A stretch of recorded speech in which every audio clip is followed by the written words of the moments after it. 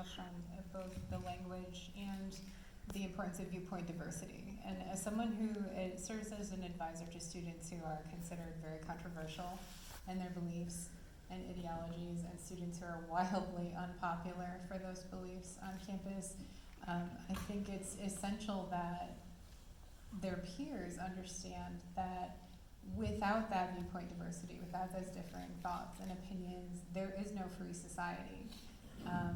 You can't function as, you can't have diversity, which is the huge concern of everyone, outvolving young people, millennials and Gen Z. You can't have diversity if you don't also have viewpoint diversity. You can't have viewpoint diversity if you don't allow free speech and free thought. And so for me, and seeing the censorship of other students on the students that I advise, the defacing of their chalkings, the tearing down of their posters and advertisements, the petitioning to have them kicked out of buildings where they hold their meetings, that's a problem, and that's something that students need to recognize could just as easily happen to them if they were in the minority.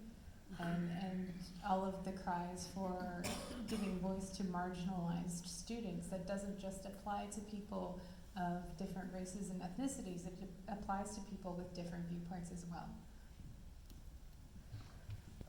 Bobby, I want to follow up on a couple things you said in your speech. You noted that most of what we see in 1984, we would probably say that the government is not doing those things. But as you say, we do have this data mining, we do have this surveillance that's going on. And I guess the question is, if we're talking about things that happen in the private sector, are those less alarming, or are they things that maybe are easier to point out, to push back against, to maybe use our role as consumers to say, you know, I don't want, as you say, it's giving up some convenience, but is it easier to make choices that maybe push back against that than it would be if it's coming from an authoritarian government? Right, that's a great question. So I think there is. I think it's much less concerning when it's being done by entities where there is at least some you can not use their product if their product's not popular. They can suffer some consequence for that.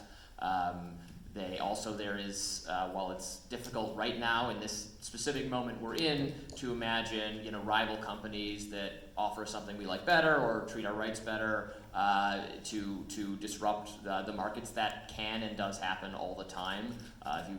If you go back 10 or 15 years ago and you look at what were the top most successful, most profitable companies in many of these spaces, it would be 10 completely different companies, right?